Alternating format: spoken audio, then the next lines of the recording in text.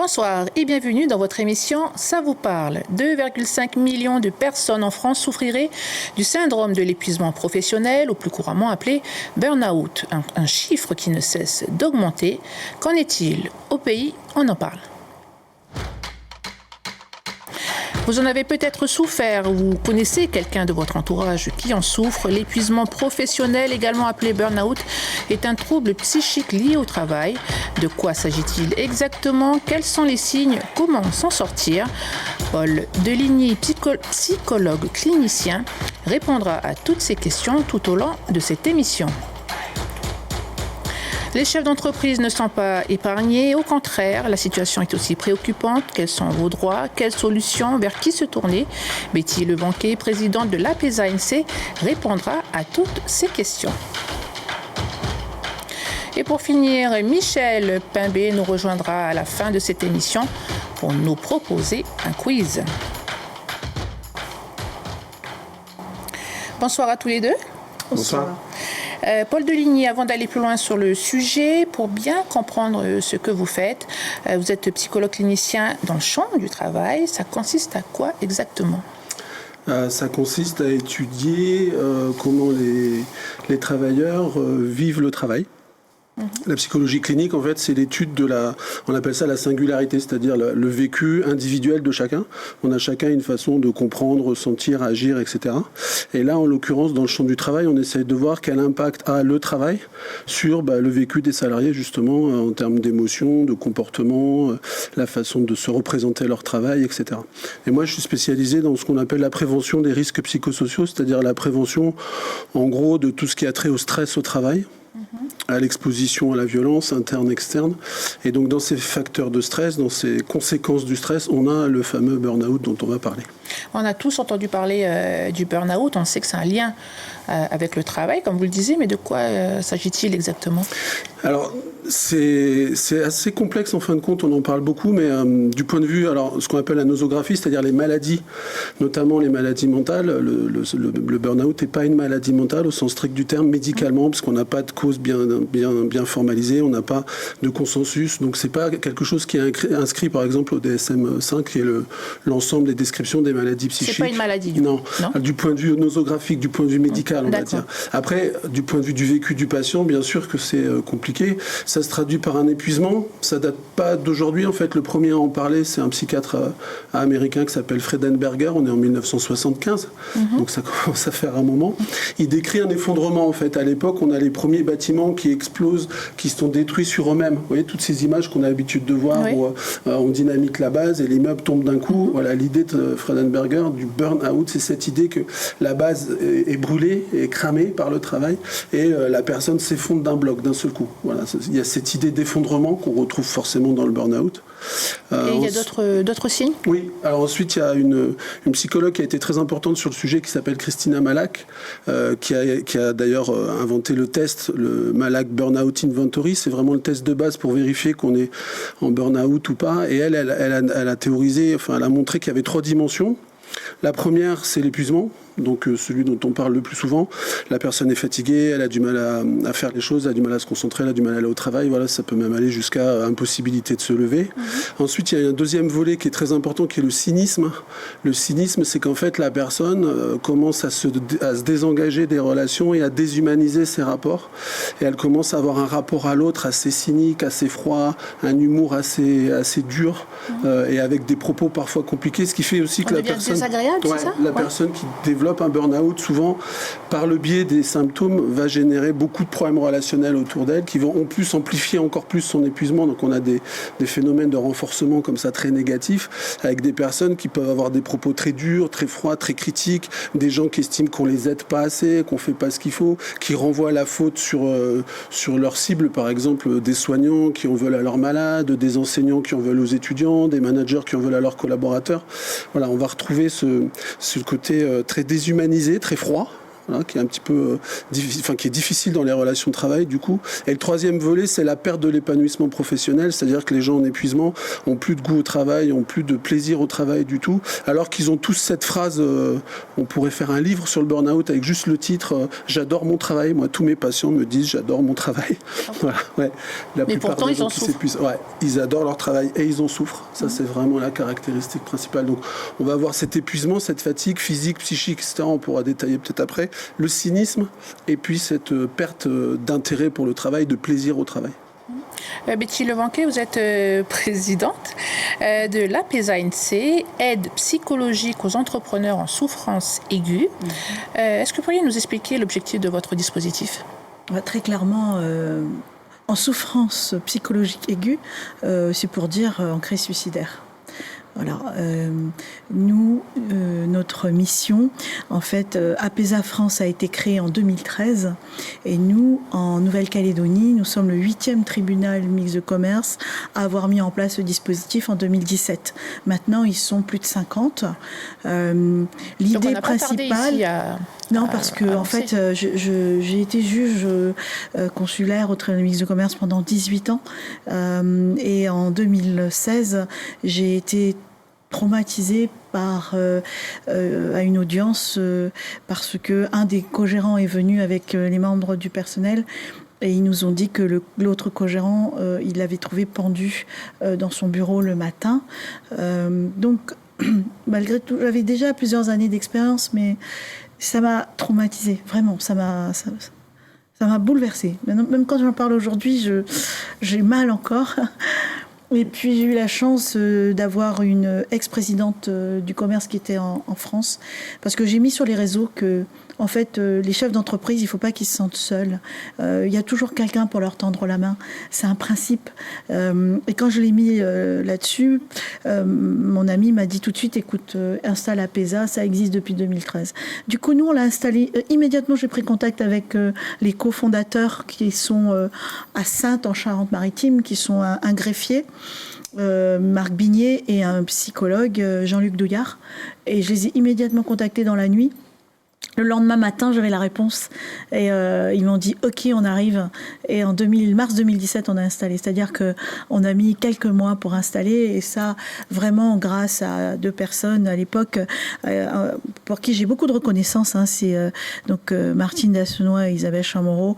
Elles m'ont aidée immédiatement et on a mis ça en place. Et depuis, on œuvre vraiment. D'ailleurs, Paul fait partie du dispositif.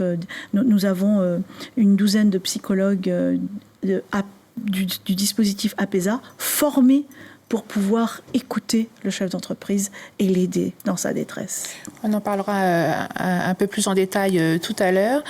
Et depuis, vous aussi, vous voyez des personnes qui présentent ces mêmes signes dont on a parlé tout à l'heure, qui viennent frapper à votre porte ? Clairement, moi, je reçois régulièrement, personnellement, des appels de chefs d'entreprise, hommes ou femmes, ainsi que leurs conjoints, ou leur comptable ou leur avocat. Et en tant que présidente, donc, il faut savoir que nous formons, nous, des sentinelles. Ce sont des gens qui vivent au contact des chefs d'entreprise et qui peuvent déceler la souffrance. Et ils suivent une formation sentinelle qui est gratuite. On en forme à peu près par séance, on en forme une vingtaine. Et donc, ils sont habilités à nous écrire pour nous dire je crois que ce monsieur ou cette dame a besoin d'aide. Moi, en tant que présidente, si vous voulez, je le fais par moi-même.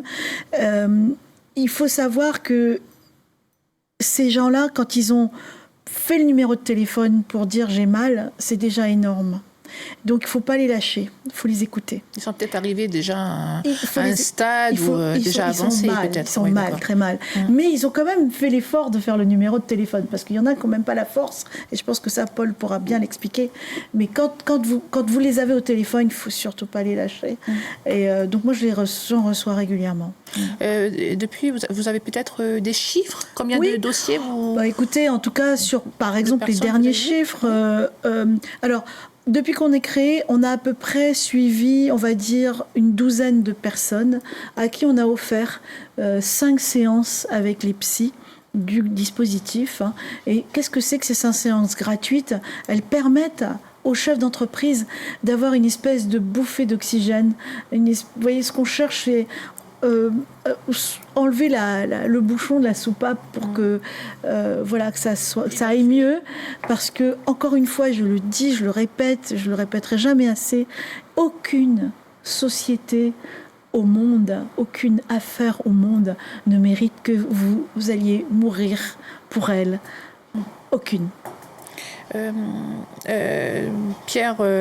Paul, excusez-moi. Comment fait-on la différence entre la dépression et le burn-out ? C'est pas une différence facile à faire. Ouais. Après, il faut savoir que le burn-out, donc c'est cette phase d'épuisement. Il y a une phase d'alerte où on rentre dans l'épuisement. Ensuite, il y a une phase de résistance qui dure assez longtemps. Et puis, il y a l'effondrement. Et ce phénomène-là, à peu près 20% des gens qui vont faire un burn-out ont un risque de faire une dépression derrière. La dépression, là, on est dans la maladie. Donc c'est quelque chose qu'on connaît. On est sur ce qu'on appelle une dépression réactionnelle, c'est-à-dire que la souffrance accumulée, la honte accumulée, la culpabilité accumulée, enfin après il y a pas mal de facteurs, font qu'à un moment la personne a cette pensée en entonnoir, c'est ce qu'on apprend avec les formations APESA, où il finit par ne penser qu'à une chose, c'est disparaître pour que tout s'arrête. Voilà. Et donc le risque suicidaire, il est important déjà avec un burn-out. En plus, si derrière on a une dépression, dans la dépression, il y a vraiment ce risque suicidaire parce que la personne a une très très mauvaise estime de soi. Alors la différence en gros, c'est que le burn-out, on est vraiment dans le champ du travail. Donc quand on parle de burn-out, et il faut y faire bien attention, on parle bien du travail. Parce que si on parle du burn-out un peu partout, on va enlever cette dimension-là qui est essentielle. C'est le travail qui génère l'épuisement. Alors, ça ne veut pas dire que la personne n'a pas une part de responsabilité, entre guillemets, parce que c'est son rapport au travail, sa façon de travailler, son perfectionnisme. Après, il peut y avoir plein de facteurs qui font que je vais aller m'épuiser au travail, mon surengagement, ma suradaptation, etc. Mais ça reste toujours en lien avec le travail. Alors qu'une dépression, vous pouvez avoir une dépression pour plein d'autres raisons. Il y a des dépressions réactionnelles après un deuil, il y a des dépressions après une perte d'emploi, il peut y avoir des ruptures affectives qui peuvent générer des dépressions. Donc la dépression, c'est vraiment un champ beaucoup plus large. C'est évidemment, pour nous, entre guillemets, assez important qu'il y ait un traitement derrière de la dépression quand on a une dépression. En burn-out, il n'y a pas forcément besoin d'antidépresseurs. En dépression, il y a clairement besoin d'antidépresseurs. Donc la différence, c'est la profondeur de la tristesse, c'est que le burn-out, c'est dans le champ du travail. La perte d'estime de soi dans le burn-out, elle est plutôt professionnelle. C'est-à-dire j'ai des doutes sur mes capacités de travail, j'ai des doutes sur ma façon de faire mon boulot, peut-être de trouver un autre boulot. Voilà, ça va s'arrêter là en général. Dans la dépression, c'est un doute d'estime de soi beaucoup plus profond où on se déteste. En fait, il y a la mélancolie, c'est la détestation de soi. C'est-à-dire que la personne s'agresse beaucoup, se critique beaucoup, se trouve nulle, se trouve dans tous les domaines, que ce soit personnel, familiaux. Voilà, c'est beaucoup plus profond et beaucoup plus, on va dire, généralisé dans la dépression. Vous voyez essentiellement des salariés ?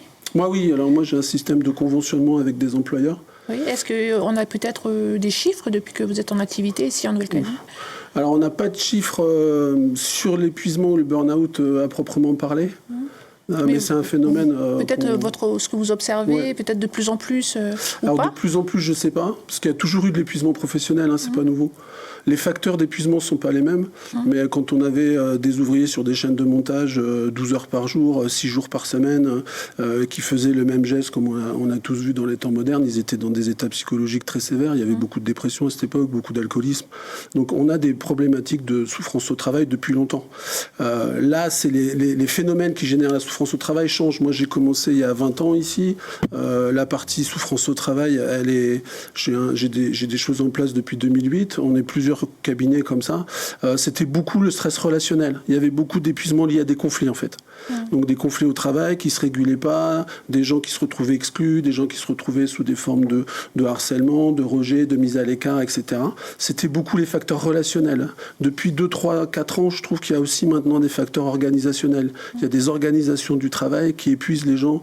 Il y a des quantités, des flux de travail qui ne sont pas forcément régulés. Il y a des équipes qui ont été aussi habituées à vivre à un certain rythme de travail.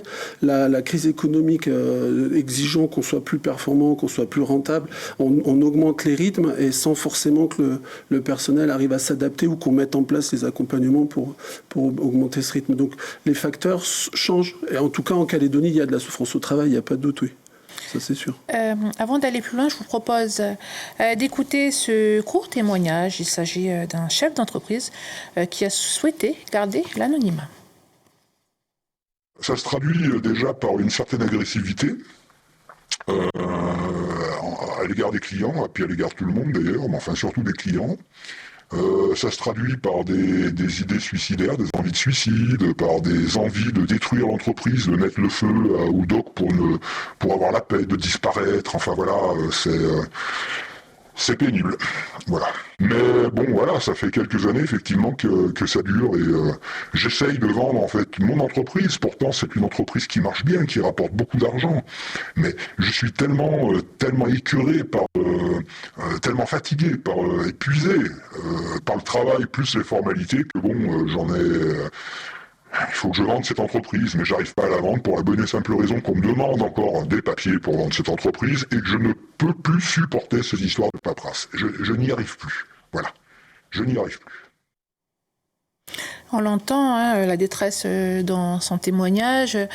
Betty Levanquet, vous devez en voir d'autres cas similaires. Est-ce qu'il y a une solution avec l'APESA notamment ? Alors, ce que je voudrais dire, c'est très important de savoir que APESA, c'est une structure qui vient en aide pour la souffrance psychologique aiguë. C'est-à-dire que nous, vraiment, on veut éviter que le chef d'entreprise mette fin à sa vie pour son entreprise. Il y a trop souvent, en fait, des problèmes d'angoisse qui naissent chez le chef d'entreprise par ignorance. Parce qu'en fait, ils ne savent pas quelles sont les réglementations. Souvent aussi, vous avez des chefs d'entreprise, ils créent des affaires, mais en fait, ils n'ont pas de notion de gestion. Et c'est là que nous, au tribunal de commerce, en fait, on insistait beaucoup sur la nécessité de formation des gens qui veulent créer une entreprise. Ne peuvent pas être gérants d'entreprise, n'importe qui. Je veux dire, il faut avoir une notion de gestion. Et les chambres consulaires, que sont la Chambre de commerce et d'industrie et la Chambre de métier et de l'artisanat, ainsi que la Chambre d'agriculture, ils ont des cellules de gestion de crise. C'est-à-dire que les ressortissants peuvent aller les voir et là, ils vont avoir des conseils. Et du coup, si vous voulez, l'angoisse par ignorance, elle va être soulagée. Vous voyez déjà, il faut surtout ne pas mettre la tête dans le sable. Et très souvent, c'est le fait de mettre la tête dans le sable qui fait qu'il n'y a plus d'air. Et que là, donc, c'est l'angoisse totale. Donc, la première chose à faire, c'est déjà aller vers une chambre consulaire et et aller se renseigner, poser dire, des voilà, questions. j'ai des soucis, parce que les chambres consulaires, elles ont mis en place des cellules qui sont très efficaces. Et donc, il faut le faire. Si un salarié présente ces signes de souffrance au travail, que doit-il faire ? Là, on sent bien qu'il est en saturation. Le monsieur, on retrouve l'agressivité, c'est-à-dire à la fois à l'externe et contre lui-même. On retrouve la fameuse phobie administrative, c'est-à-dire qu'à un moment, comme c'est très coûteux pour moi, mon esprit finit par se dire que c'est une forme d'attaque. Et donc, recevoir un papier, c'est une agression. Demander des papiers, c'est une agression. Donc là, il y a vraiment une saturation. Et là, l'idée, après, les ressources, ça va être... Pour moi, souvent, c'est d'abord le médecin de famille, c'est-à-dire se poser, faire un bilan, prendre conscience que... Parce que là, il décrit la colère, mais il y a sans doute beaucoup d'autres choses. Il y a des troubles souvent alimentaires, des troubles du sommeil, des troubles de l'attention, des oublis, etc. Donc, un médecin généraliste, ça peut être une bonne entrée en matière. Pour les salariés, il y a le SMIT aussi, qui est la médecine du travail, qui est une bonne entrée en matière pour discuter de ces situations-là. Et puis après, alors l'APESA plutôt pour l'aigu, parce qu'on a une coordination par Marion Girard qui coordonne tout ça vis-à-vis des psychologues, mais c'est vraiment pour l'aigu. Et les entrepreneurs artisans. Et après, il y a aussi tout le réseau des psychologues et psychiatres en libéral, ou même d'ailleurs au centre médico-psychologique, parce que alors c'est important d'avoir juste conscience de sa souffrance. Quand on parle de psychologue, les gens ont plutôt un réflexe normal-anormal, et en fait, on devrait avoir un réflexe souffrance, pas souffrance. Le psychologue ou psychiatre, ça s'occupe pas de normal-anormal, en fait. Ça s'occupe de traiter la souffrance psychique, la souffrance morale, qui est une souffrance très aiguë. Qui est, enfin, on va pas hiérarchiser, mais c'est une souffrance au moins ou à la hauteur des souffrances physiques. Voilà, donc quand je souffre psychologiquement très fort, que je sature, que je sens la colère, voilà, c'est important d'accepter de franchir le pas, d'être aidé. Ce que disait Betty tout à l'heure, quand ils font le pas d'être aidés, il y a déjà beaucoup de travail de fait. Et donc il y a des réseaux de psychologues libéraux en Calédonie, psychiatres, on est un petit peu moins tranquille parce qu'il en manque, mais des psychologues en tout cas, il reste encore pas mal. Et donc de pouvoir aller faire un point, et c'est pas une thérapie au sens où vous n'allez pas faire comme à la télé, parler de votre enfance, etc. C'est un espace où on va discuter de votre état, ce qui se passe maintenant, comment vous réagissez à ça, qu'est-ce qui vous pèse le plus, et puis qu'est-ce que vous pouvez mettre en place pour petit à petit réduire ce qu'on appelle les facteurs de contrainte, c'est-à-dire tout ce qui vient vous solliciter, et augmenter ce qu'on va appeler les facteurs ressources, c'est-à-dire ce qui vous permet de récupérer de tout ce que vous dépensez. Voilà, le stress, c'est un système hormonal, entre autres, où vous dépensez des molécules et vous en récupérez. Voilà. Quand vous en dépensez plus que vous en récupérez, petit à petit, vous créez de la dette et petit à petit, vous vous épuisez. Et donc là, le monsieur qu'on entend, il a besoin de réduire la dépense. C'est ce qu'il fait instinctivement. D'ailleurs, quand il dit « je veux tout vendre », c'est histoire de plus avoir à dépenser d'énergie. Donc son système lui dit, voilà, si tu vends, c'est fini, il n'y a plus de dépenses. Et en même temps, il faut qu'il vende avec la lucidité. Et donc moi, je lui conseillerais plutôt de s'occuper de lui d'abord, de prendre du recul, de récupérer, de remonter sa dette psychologique. Et ensuite, éventuellement, voilà, souvent on dit aux patients, prenez pas de décision importante ou grave tant que vous êtes en épuisement, tant que vous avez ce solde négatif. Il se voit d'ailleurs, le solde négatif, c'est vraiment quelque chose de concret. Là, je parle vraiment de neurotransmetteurs, d'hormones. Si vous n'arrivez pas à dormir et que vous récupérez, vous dormez mieux. Voilà, la qualité du sommeil, ça va vous dire si votre bilan il s'améliore ou pas. L'émotion, la colère que la personne a, elle va se réduire s'il arrive à récupérer. Et c'est comme un sportif qui a fait un effort très fort, des entraînements très intensifs, il faut qu'il récupère, quoi. Sinon il s'épuise. Ça va être ma dernière question. Peut-être par rapport au cadre légal, est-ce que l'employeur a des obligations quand il voit son employé en détresse? Oui, complètement. L'employeur, il a une responsabilité des conséquences physiques et psychologiques du travail. Donc complètement. Alors après, tout mettre sur le dos de l'employeur, ça n'a pas non plus de sens parce qu'on est sur ce qu'on appelle du psychosocial, c'est-à-dire qu'il y a un individu, c'est la psychologie. Dans un contexte social, c'est au sens le travail, et la rencontre entre les deux va générer de la souffrance. Après, l'employeur, il a une responsabilité dans la partie travail. Donc si par exemple les rythmes de travail sont trop soutenus, si le management est peut-être trop agressif, s'il y a des conflits entre collègues qui sont mal régulés, il y a plein de choses qu'un employeur peut faire pour réduire ces risques psychosociaux. Ça fait partie d'ailleurs de programmes de prévention qui sont en place en Calédonie depuis 2011. Il y a un texte de loi calédonien sur la qualité des relations de travail qui préconise à l'employeur la mise en place d'un diagnostic et d'un plan d'action. Avec un principe, c'est qu'il doit garantir que les rapports au travail soient respectueux et non violents. Après, chaque individu dans son rapport à son travail a aussi souvent un chemin à faire de son côté sur comment il vit le travail, comment il investit, quelles ressources il met en place, etc. Mais l'employeur a une responsabilité, bien sûr. On pourrait continuer comme ça encore pendant longtemps, tellement le sujet est vaste et important. Mais on arrive au terme de cette émission. Il ne reste que 2 petites minutes. Et c'est Michel Pimbé qui clôturera cette émission. On l'accueille.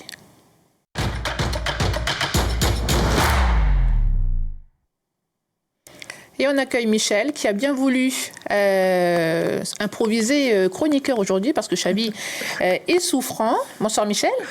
Bonsoir Falaï. Merci d'avoir accepté ma requête de tout à l'heure. Alors, petit quiz aujourd'hui sur le thème du burn-out. Exactement. Alors, c'est simple, on aura 4 questions. Il faudra répondre à des... Vous aurez des réponses QCM, voilà. OK, des questions à choix multiples. Alors, première question, pour commencer le jeu. Quelles sont les 2 professions les plus touchées par le burn-out ? Moi, je dirais la santé. Là, vous avez des propositions. Voilà, vous avez des propositions. Voilà, les animateurs et les puéricultrices, les cadres et les enseignants, les chanteurs et les acteurs. Alors, quelle est votre réponse, très chers invités ? Les cadres et les enseignants ? Allez. Moi, je ne peux pas jouer parce que j'ai vu les réponses. Mais oui, c'est ça. Exactement. Très bonne réponse de Betty. Betty, tu avais déjà les réponses ? Mais non, je suis pas tricheuse. Il y en a qui ont déjà les réponses alors. Je suis pas tricheuse, moi. Ok, allez, partons sur la deuxième question. Alors, quel est l'opposé du burn-out ? Alors, il y a le burn-out, le frozen in ou le burn-in. Je dirais le burn-out, non, l'ennui. Exactement. Là, on voit que vous êtes spécialiste. Hein. C'est l'ennui, boring, Voilà, boring. c'est l'épuisement. I don't know what is boring. Voilà, c'est l'épuisement, c'est le contraire en fait. C'est quand on n'est pas Sollicité, surchargé, mais sollicité. plutôt on ne fait plus rien. Donc, Ouais. Mais en fait, en vrai, c'est un terme qui est sorti un petit peu en mode consulting, mais c'est du burn-out, en fait, que vous ayez un flux de travail trop important ou ne pas pas, important voilà. du tout. Le flux de travail pas important du tout vous épuise aussi, parce que en fait, votre travail n'a aucun sens. Sollicité, on n'est Voilà, pas, vous êtes on là, n'est pas valorisé. c'est ça. C'est un principe même à l'extrême, c'est un peu ce qu'on appelle le placard. C'est-à-dire qu'on met la Exactement. personne à part, voilà. Donc ça génère des burn-out Michel, aussi. il te reste très peu de temps. Ok, allez, partons sur la troisième question. Parmi ces 3 pays, lequel connaît le plus grand taux de burn-out? La France, les États-Unis ou l'Angleterre? Waouh, ça c'est une colle. Les États-Unis. Moi j'aurais mis la France peut-être, parce qu'apparemment on a des bons scores. Ben, j'aurais dit la même chose, Et mais non. Alors, Et non, c'est l'Angleterre. Ah ouais Voilà, tout faux. 21% L'Angleterre. Ah de oui. la population est qui se déclare accusé. affectée par le burn-out. Et la 4e question. 4e question. En France, qui est le plus touché par le burn-out? Alors, les hommes ou les femmes? Vous avez 50% de... Moi je dirais les femmes. Hein. Pourquoi là? Pas parce qu'elles que- cumulent plein de choses. Exactement. beaucoup de choses. Exactement cumule ça, les aussi femmes un- avec 39%. Merci Michel de t'être improvisé aujourd'hui Chroniqueur. chroniqueur. Et on retrouvera normalement Chavi la semaine prochaine. Voilà, c'est la fin de cette édition. Merci Betty Levanquet d'avoir accepté notre invitation. Avec plaisir. Merci Paul Deligny d'avoir apporté toutes ces précieuses informations. Merci à vous de nous avoir suivis. Excellente soirée.